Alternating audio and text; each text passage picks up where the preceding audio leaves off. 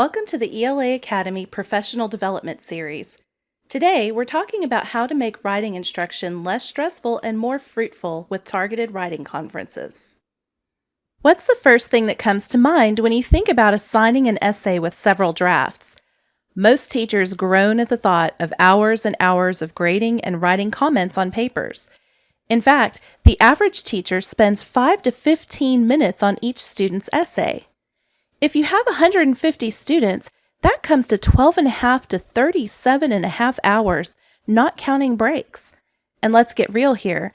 Do your students really make all of the corrections you asked for that you laboriously wrote all over their papers?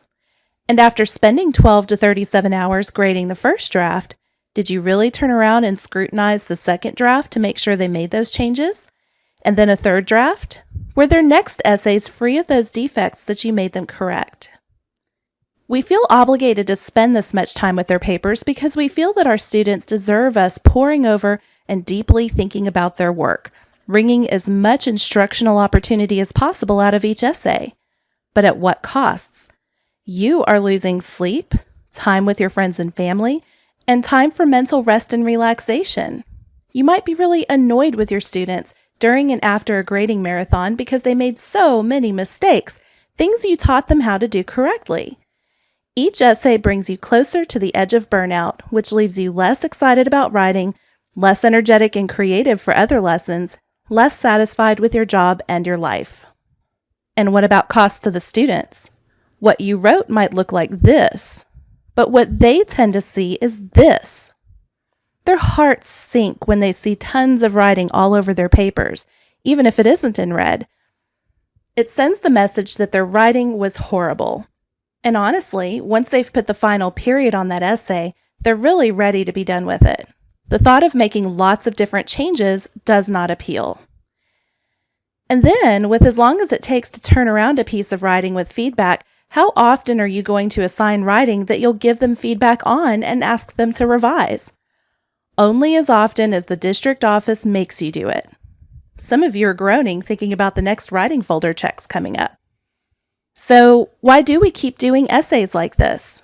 Like I said earlier, we tend to feel it's our obligation to read everything very carefully and try to fix every mistake. But not everyone is doing it this way.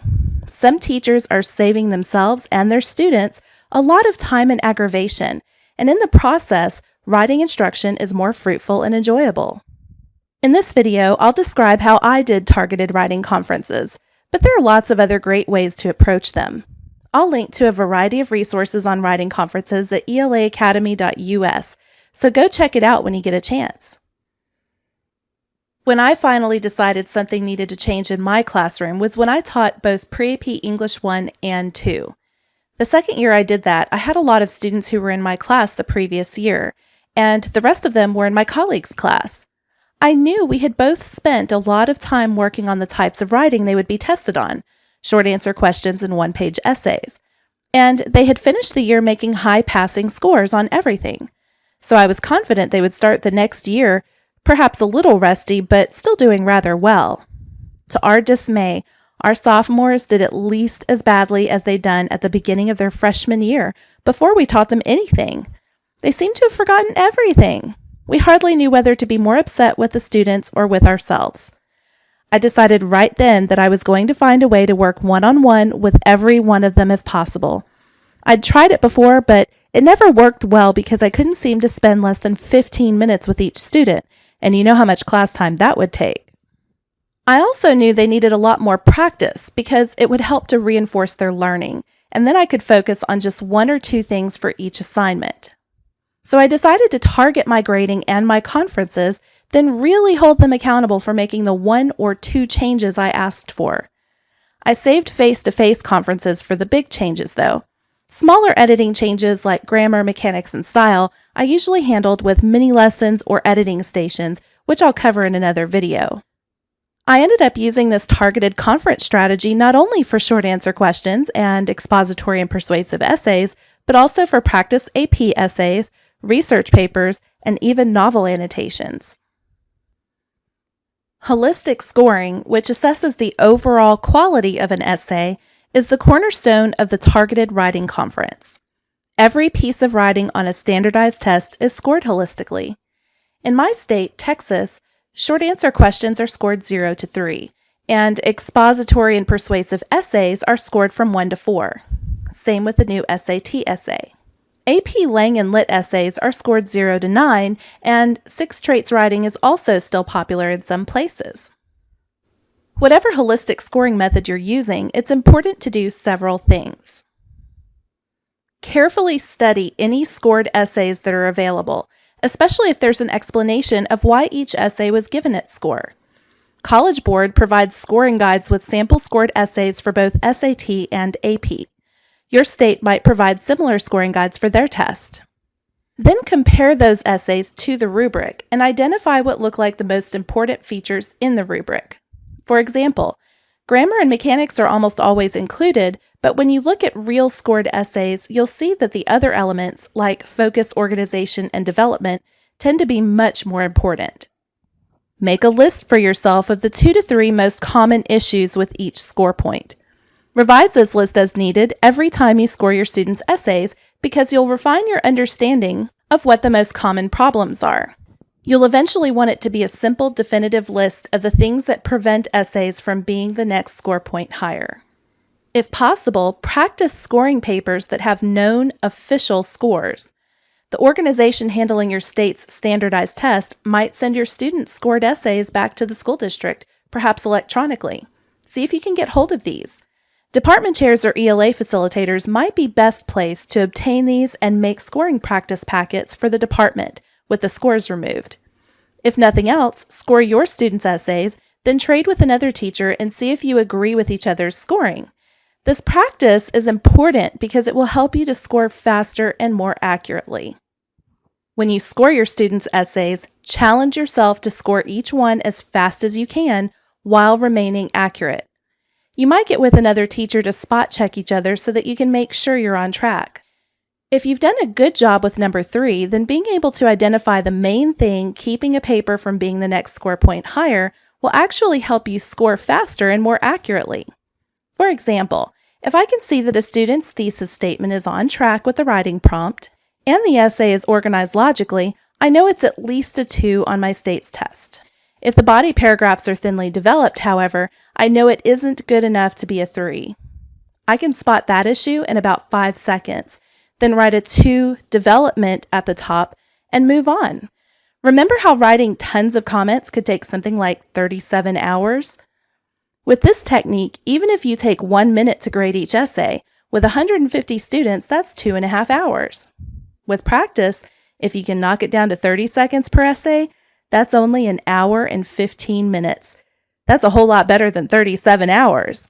With this time savings, you can afford to spend some time holding students accountable on the second and third drafts.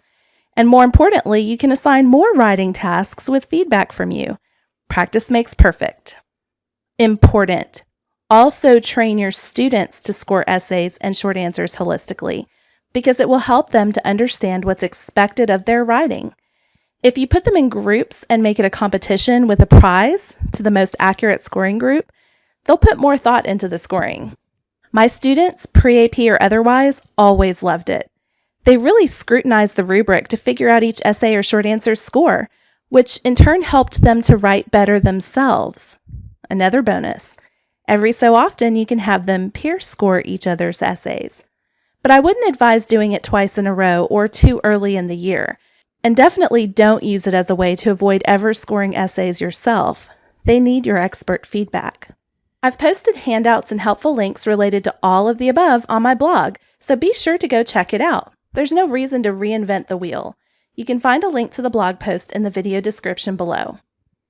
So, now that you've trained yourself and your students on holistic scoring, and you've spent no more than 2.5 hours scoring and commenting on their essays, how do you fit face-to-face conferences into your busy class schedule? The easiest way is to assign some kind of independent work, reading, or group assignment they can do without your help so you can go around having conferences. Also, doing small group conferences can really speed things up. I grouped students who had the same score and comments so that way I could talk to all the score point ones who were off topic and give them my advice all at one time instead of repeating the same instructions to 5 individual students. I was also surprised at how much it seemed to help that they heard specific examples, not just from their essay, but from classmates who did something similar.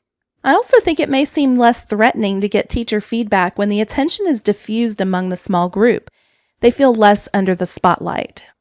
Here are some suggestions for how to actually conduct your conferences. First, explain to the class how you're going to run writing conferences.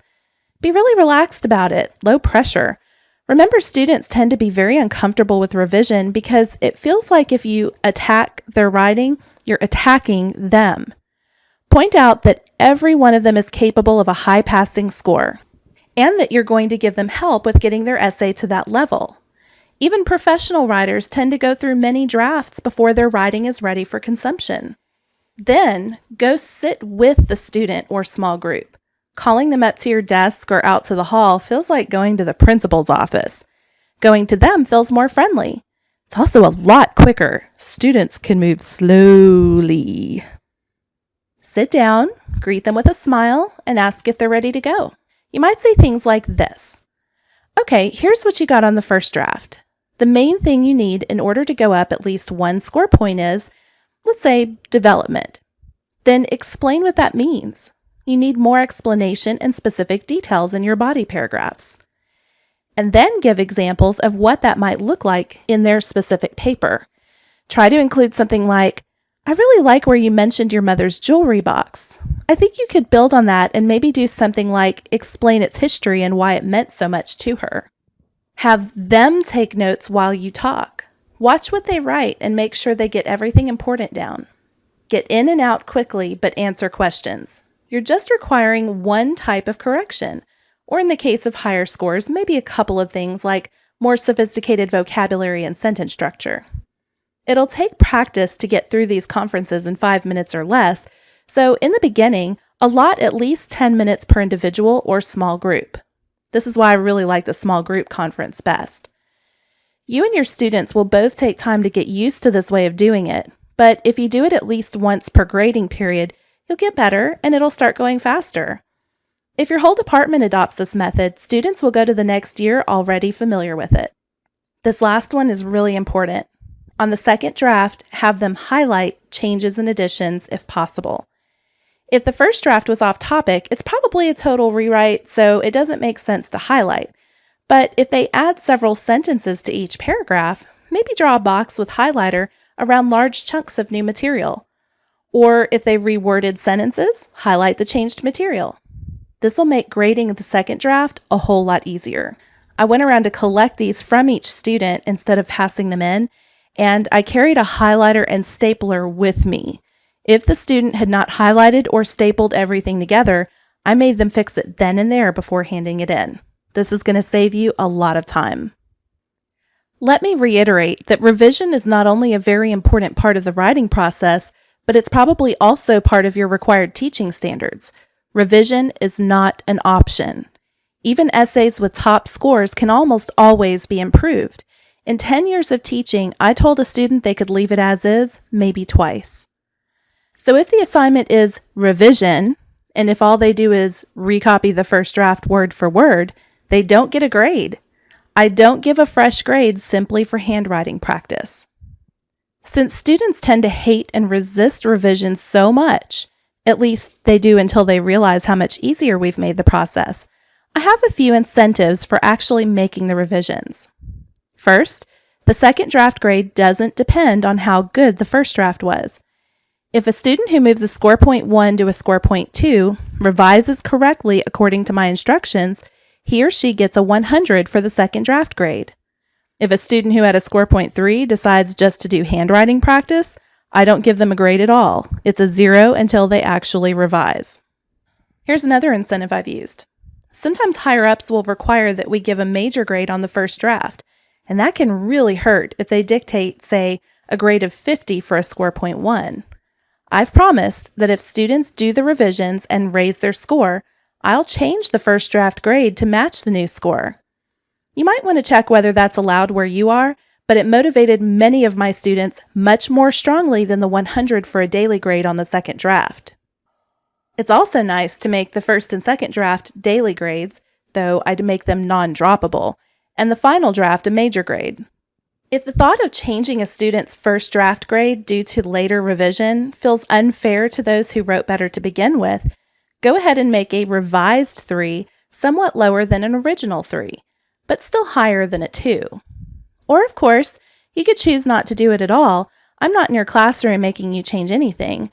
Just keep in mind that your most important goal is to get students to revise their writing and make each essay better than the one before. So let's just recap a bit. If you target your essay feedback to a quick holistic score and a 1 to 3 word comment on the one most important change the student needs to make, you can save hours and hours of grading, and your student will be less overwhelmed by their revision task. That leaves you more time to give face-to-face feedback in class and spend a little extra grading time holding them accountable for revision. And that means you'll be more likely to assign essays with feedback more frequently, which gives them more of the practice they so desperately need.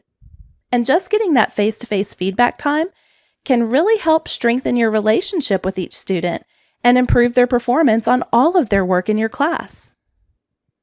Almost everything I've talked about in this video has some kind of resources and/or helpful links on my blog, so be sure to click the link in the video description below. You might also be interested in my short answer question video series and my Essay Basics video series. Check the ELA Academy YouTube channel for those playlists. And of course, watch for more videos to come on all sorts of ELA topics. I hope you found this video helpful. Be sure to subscribe to my channel and follow me on Facebook, Twitter, and Pinterest.